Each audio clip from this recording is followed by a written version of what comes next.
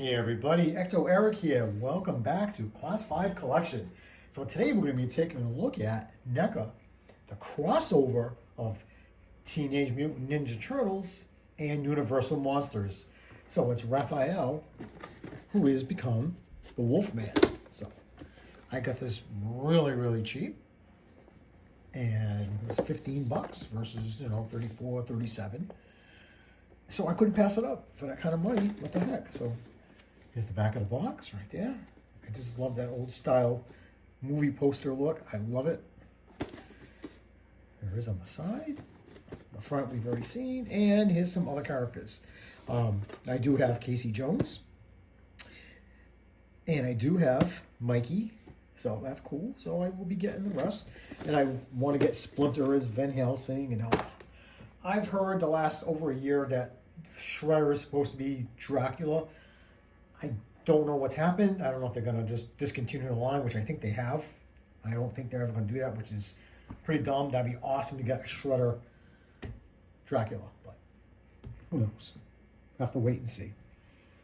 So, without too much messing around, let's open this guy up. Yeah, so for that price, I got it last Friday after I went to the doctor's, and I'm like, you know what? I'm going to stop over at Best Buy. And every time I've gone to Best Buy, I've gotten stuff like cheap. So that's cool. They have a nice little like section in the back. That the box might be. There's nothing wrong with this box, but like one time I got a box that was kind of dinged, and I don't really care because I'm probably gonna mess it up myself.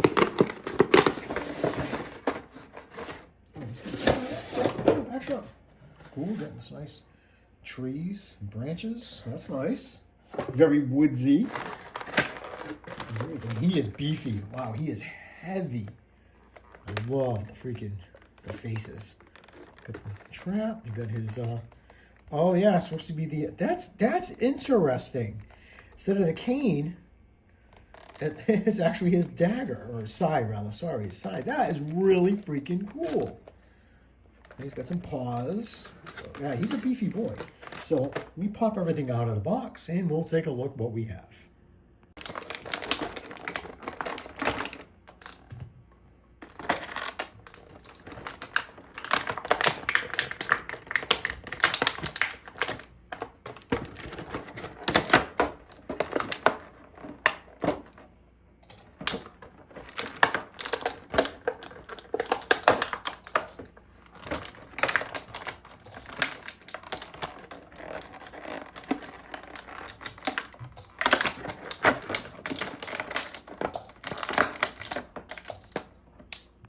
And here's everything that he comes with out of the box.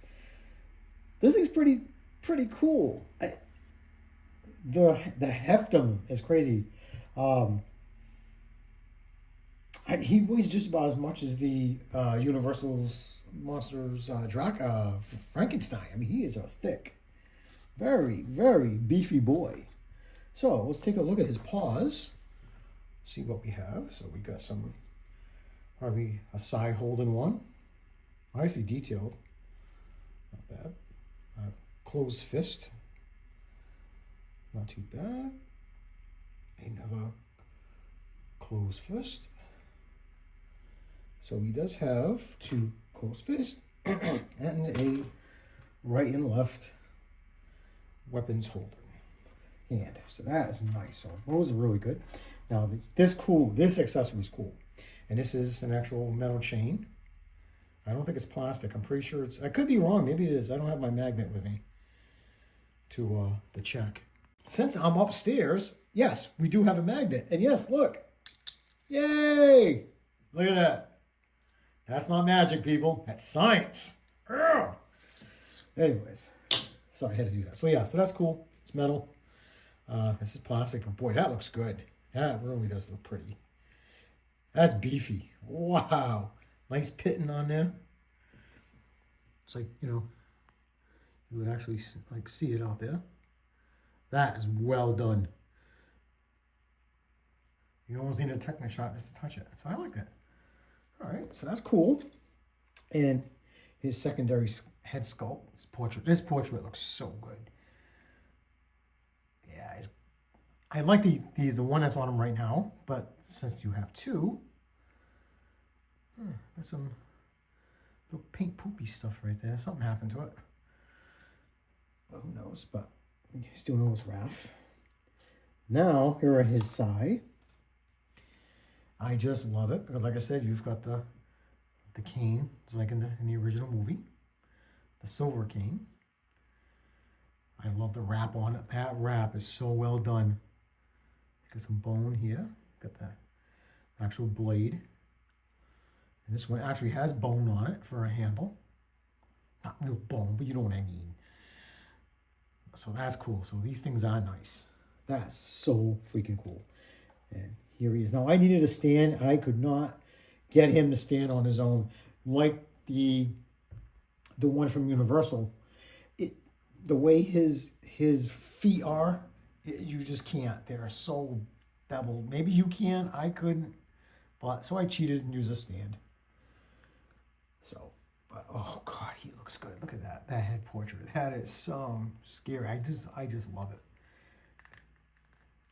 He looks great.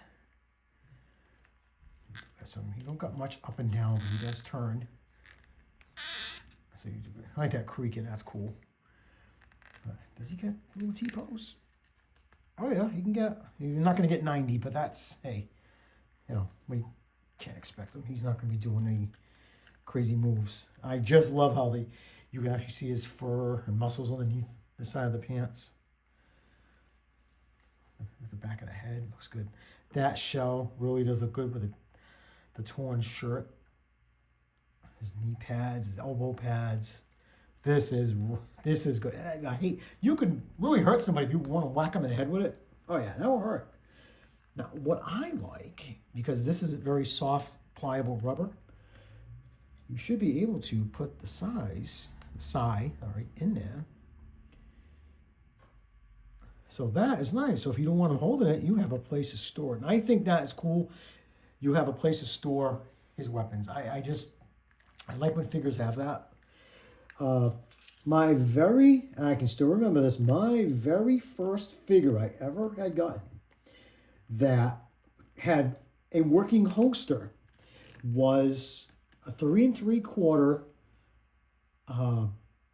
Lone Ranger. I don't know if it was Galoob that made it. I can't think of the company that made that 3 3/4 figure. My auntie Elaine, I won't forget that. She took me for a sleepover, and we went to, I think, K-Fart, and told me to pick out a figure, and I always liked the Lone Ranger, and I think that was cool. And I picked them up, and you could put his guns in his holster. I thought that was, that was awesome for me as a kid. That was like, oh, you can't do that with the Star Wars. You couldn't do it with the G.I. Joes, but you could do it with that one. So, anyways, enough rambling about that. No one really cares about my childhood, but I care. So we'll just change out this one paw. Put on this one. Get in there. So if he wants to, you got a side. Now, here's the thing. How pliable is this? Huh. And you can't go this way because of the sides. Okay. So it looks like I'm going to have to heat up his paws. So yeah, a few passes with a hairdryer. It's really, really like gummy once you do that. Doesn't take much. But you really got to pry that open.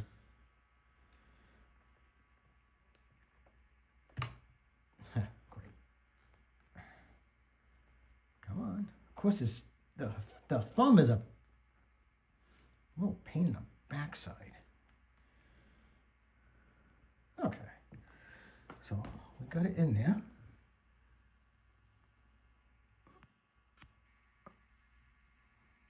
Okay.